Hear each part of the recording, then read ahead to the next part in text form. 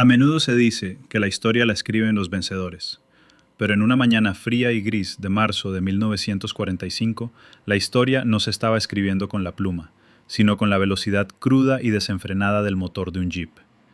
La Segunda Guerra Mundial en Europa llegaba a su violento final. El Tercer Reich, que una vez fue un monolito aterrador que proyectaba su sombra sobre todo el continente, se estaba desmoronando. Los ejércitos aliados estaban listos al borde de la barrera final, el río Rin. Para el pueblo alemán, el Rin era más que agua.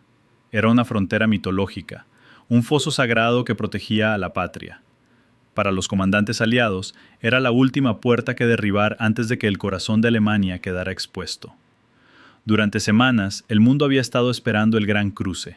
Los periódicos de Londres, Nueva York y Washington estaban listos para los titulares. Y todos sabían quién se suponía que sería la estrella de este espectáculo. Era el mariscal de campo Bernard Law Montgomery, el vencedor de El Alamein, el héroe cuidadoso, metódico y de boina negra del Imperio Británico. Montgomery no hacía las cosas a medias, y ciertamente no las hacía en silencio. Para esta operación, con el nombre en código Plunder, saqueo, había amasado una fuerza que rivalizaba con la invasión de Normandía. Había reunido a más de 1 millón de hombres. Había alineado 30.000 vehículos. Había acumulado montañas de municiones y suministros que se extendían hasta donde alcanzaba la vista. Iba a ser la obra maestra del ejército británico, una sinfonía de destrucción dirigida por el propio Montgomery, demostrando al mundo que Gran Bretaña seguía siendo el socio principal de la alianza, la élite profesional que enseñaba a los estadounidenses cómo luchar. Winston Churchill, el primer ministro, el viejo león que había cargado a Gran Bretaña a través de su hora más oscura, volaba hacia el frente para presenciar este triunfo personalmente. Quería estar allí. Necesitaba estar allí. Para Churchill, esto no era solo una operación militar, era una declaración política. Era un mensaje para Stalin en el este y para los estadounidenses en el oeste, de que la bandera británica todavía ondeaba más alto. Churchill estaba sentado en su avión de transporte, mirando hacia abajo al paisaje cicatrizado de Europa, anticipando el momento en que se pararía junto a Montgomery y vería a la artillería británica destrozar las defensas alemanas. Había preparado los discursos, había alertado a la prensa. El escenario estaba listo para un momento de gloria imperial. Pero mientras el avión de Churchill descendía a través de la niebla hacia el cuartel general británico, un mensaje crepitó en la frecuencia de radio segura que lo cambiaría todo. Era un mensaje que no encajaba en el guión. Era una pieza de inteligencia que convertiría la próxima celebración en un funeral para el prestigio militar británico. El mensaje era simple, brutal y totalmente inesperado. El general George S. Patton, el extravagante, controvertido y armado comandante estadounidense del Tercer Ejército, acababa de llamar al cuartel general. No estaba pidiendo permiso para cruzar el Rin. No estaba pidiendo suministros. Llamaba para decir que ya estaba del otro lado. Mientras Montgomery había pasado semanas calculando las mareas, las fases lunares y las trayectorias de artillería, Patton había encontrado un punto débil en un lugar llamado Oppenheim. Sin un bombardeo de artillería, sin un lanzamiento aéreo y sin un solo fotógrafo de prensa presente, Patton había enviado a sus hombres a través de las aguas negras y silenciosas en botes de goma al amparo de la oscuridad. Se habían deslizado más allá de las defensas alemanas como fantasmas.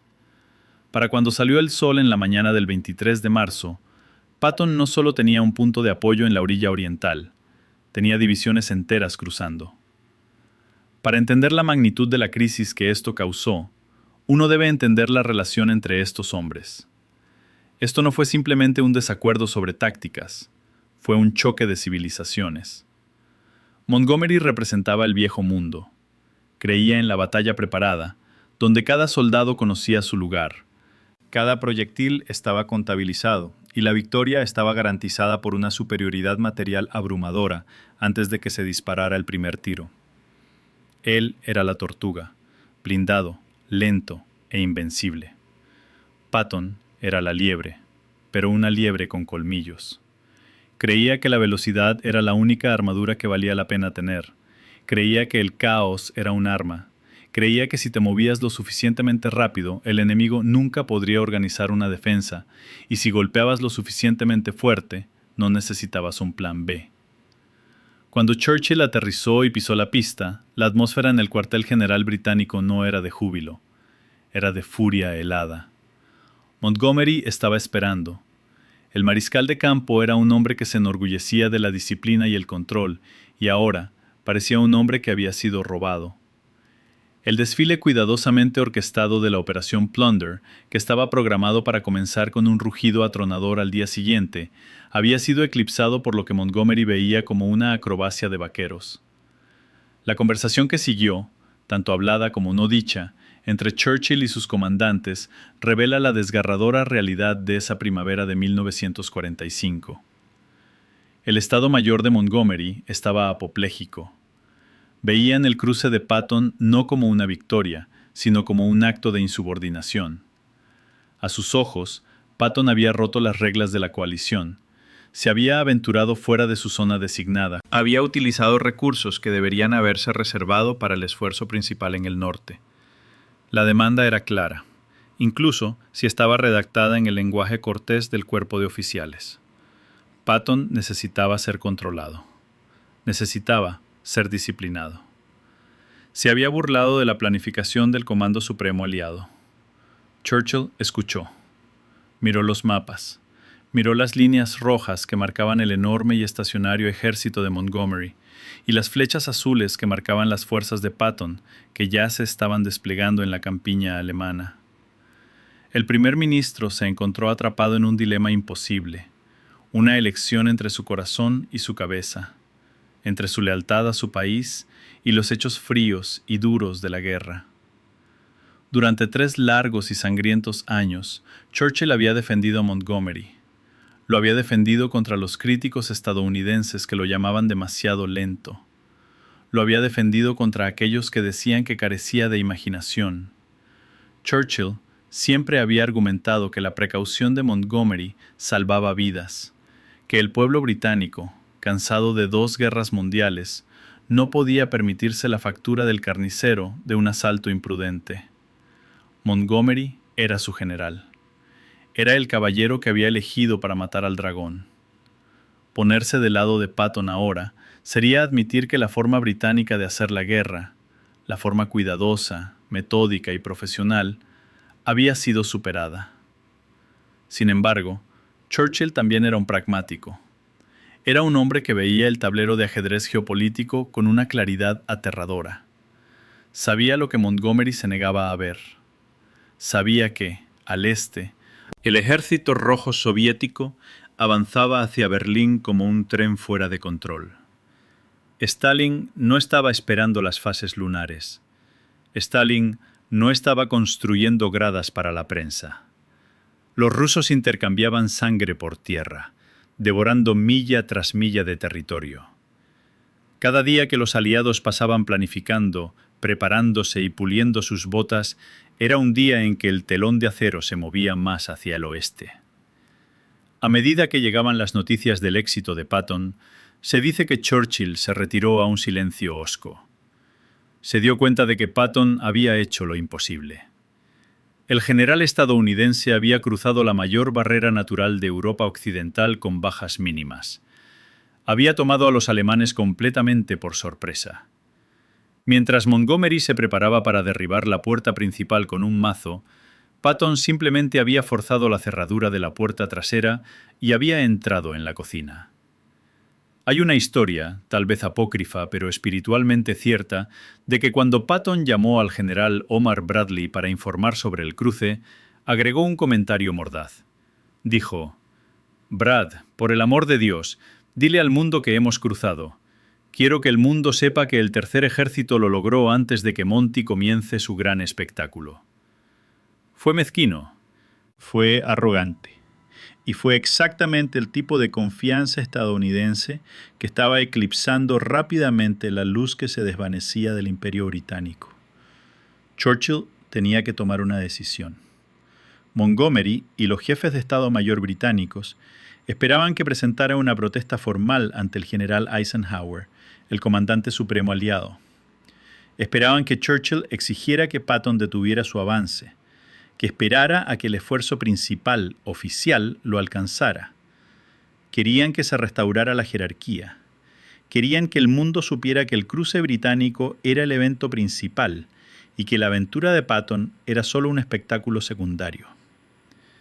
Pero mientras Churchill se sentaba con sus asesores, bebiendo un vaso de whisky, mirando el cielo gris alemán, la lucha pareció abandonarlo. Se dio cuenta de que exigir el despido o la reprimenda de Patton sería un desastre diplomático. Los estadounidenses ahora proporcionaban el 70% de las tropas en el frente occidental. Proporcionaban los camiones, el combustible, la comida y las municiones. Los días de 1940, cuando Gran Bretaña estaba sola contra Hitler, eran un recuerdo lejano. El arsenal de la democracia había llegado por completo y era estadounidense.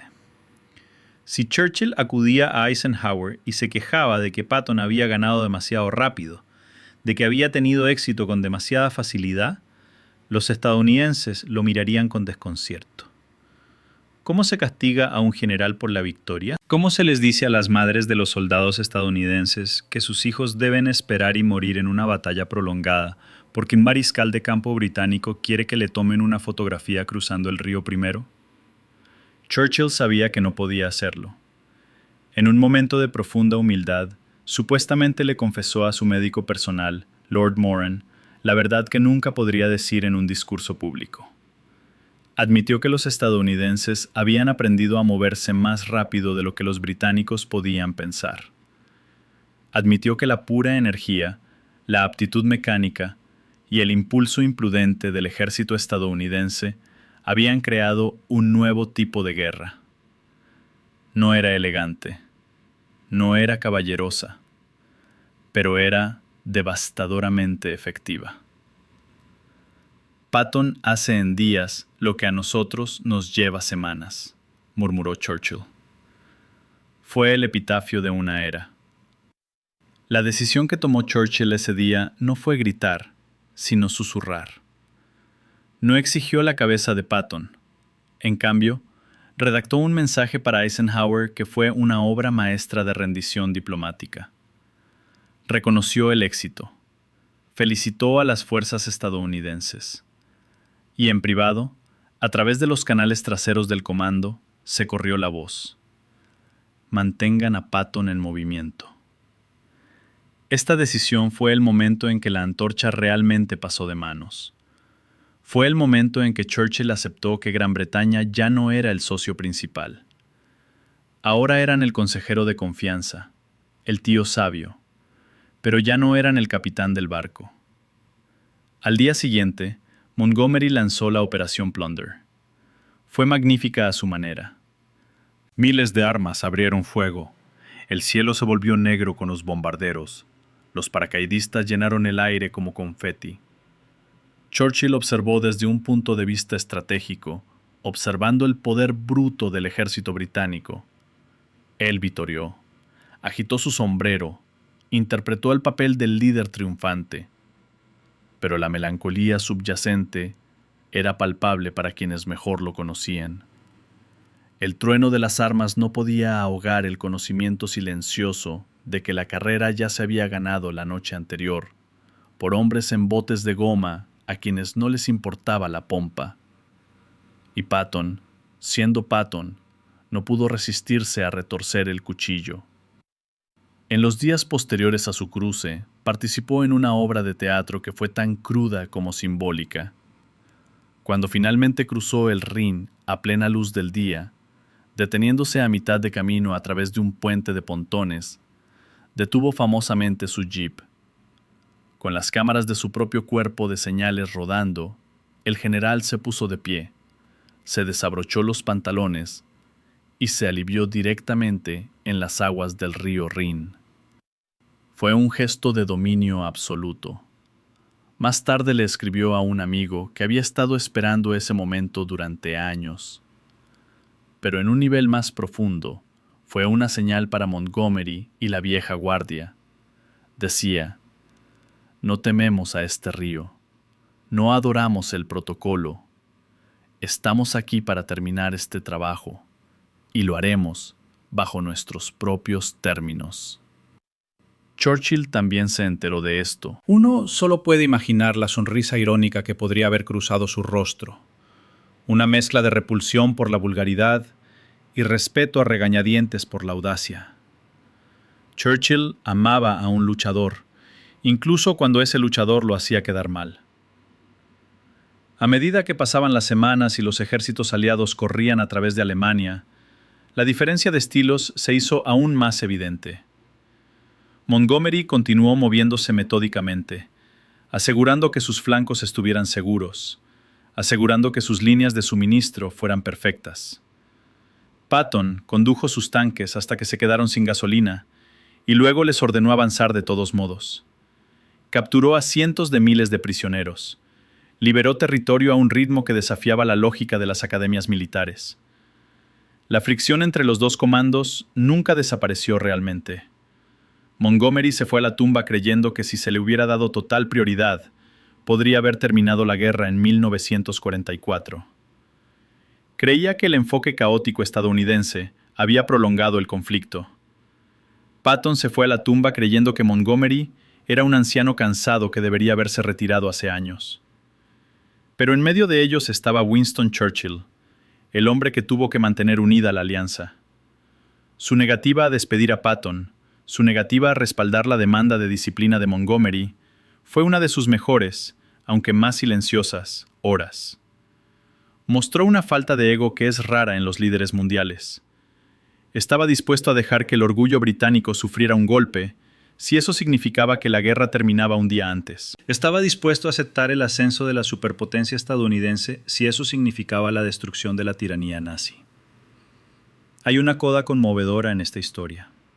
Años más tarde, después de que terminó la guerra, después de los desfiles y el confeti, Churchill escribió sus memorias. Dedicó un inmenso espacio a los cruces del Rin. Elogió la planificación de Montgomery. Elogió la valentía del soldado británico. Escribió con la elocuencia que le ganaría un premio Nobel. Pero en las cartas privadas y los diarios de los hombres que estuvieron allí, la verdad permanece cruda. El incidente en el Rin fue el momento en que el Imperio Británico se miró en el espejo y vio a un anciano devolviéndole la mirada. Fue el momento en que se dieron cuenta de que el coraje y la tradición ya no eran suficientes contra el poder industrial y la velocidad de la era moderna. Cuando miramos hacia atrás en ese tiempo, específicamente esa mañana del 23 de marzo de 1945, a menudo nos enfocamos en los mapas y las flechas, miramos la logística, pero la historia real es humana. Es la historia de un hombre, Winston Churchill, que había pasado toda una vida luchando por la gloria de Gran Bretaña, dándose cuenta de que la mejor manera de servir a Gran Bretaña era hacerse a un lado y dejar que los estadounidenses lideraran. Fue un cambio de guardia, ejecutado no con una ceremonia, sino con un asentimiento silencioso. La insubordinación del general Patton no fue castigada porque era necesaria. La guerra había evolucionado. El enemigo se estaba derrumbando, no de manera ordenada, sino en una derrota caótica, y el caos requiere velocidad, no planes. Al final, Montgomery consiguió su cruce, consiguió sus titulares, dirigió al ejército británico hacia Alemania y aceptó la rendición de las fuerzas alemanas en el norte. Sigue siendo uno de los mejores comandantes de la historia británica, pero el fantasma de esa noche de marzo siempre persiguió la narrativa. La imagen de Patton, deslizándose por las aguas negras mientras los británicos dormían, sigue siendo la imagen que define cómo el manto del liderazgo global se transfirió de Londres a Washington. Para los soldados en tierra, la política no importaba. Para los Tommies británicos y los GIs estadounidenses, era solo otro río, otro día de raciones frías, otro día esquivando el fuego de francotiradores. Pero para los hombres en la cima, para Churchill y su círculo íntimo, el cruce del Rin fue el acto final de una larga y lenta tragedia. Fue la comprensión de que habían ganado la guerra, pero al hacerlo, habían perdido su posición como los amos del mundo. Churchill nunca dejó de admirar el espíritu de Patton, incluso si detestaba sus métodos. Vio en Patton un reflejo de su propio yo más joven, el oficial de caballería que cargó en Omdurmán, el hombre que creía en la audacia y el ímpetu. Tal vez por eso no pudo obligarse a firmar la orden que Montgomery quería. Tal vez, mirando a Patton, Churchill vio el último vestigio del guerrero romántico, luchando una guerra que se estaba volviendo cada vez más mecánica y fría. Entonces, la próxima vez que vean las imágenes del cruce del Rin, no solo miren las explosiones y los puentes de pontones. Busquen los momentos invisibles. Piensen en Churchill sentado en esa tienda, sosteniendo el telegrama que le decía que era demasiado tarde. Piensen en el silencio que debe haber llenado la habitación cuando se negó a reprender al general estadounidense. Piensen en el peso de la historia descansando sobre sus hombros. Sirve como un recordatorio para todos nosotros. Hay un tiempo para la precaución y un tiempo para la acción. Hay un tiempo para planificar y un tiempo para atreverse. Y a veces, lo más difícil que tiene que hacer un líder es reconocer cuándo ha pasado el tiempo de planificar. El Rin fluye hoy, tranquilo y pacífico. Los puentes han sido reconstruidos. Los cráteres de artillería se han llenado de hierba. La ira y la rivalidad de 1945 se han desvanecido en los libros de historia. Pero la lección permanece. En la aritmética implacable de la guerra, el protocolo es un lujo, pero la velocidad es una necesidad. Churchill eligió la velocidad, eligió la victoria, y al hacerlo, trajo a los muchachos a casa. Y para la generación que lo vivió, para los hombres que se sentaban junto a sus radios escuchando los informes, ellos lo sabían. Sabían que algo había cambiado. Escuchaban los acentos estadounidenses en los noticieros volviéndose más fuertes, más seguros. Veían el volumen absoluto de acero estadounidense rodando por sus ciudades. Sabían que el mundo de 1939 se había ido, reducido a cenizas en los fuegos del conflicto, y un nuevo mundo surgía del humo. Un mundo donde los descarados, los rápidos y los audaces dictarían el futuro. Este fue el legado del Rin. No solo una maniobra militar, sino una revelación. Fue el momento en que realmente comenzó el siglo XX, con toda su velocidad, su ruido y su energía estadounidense, dejando la dignidad mesurada y tranquila de la era victoriana en la orilla occidental, viendo pasar los barcos. Es una historia de orgullo, tragado por el bien mayor. Una historia de una amistad tensa hasta el punto de ruptura. Y, en última instancia, una historia de cómo se ganó Occidente. No por el plan que se prometió, sino por el riesgo que se tomó.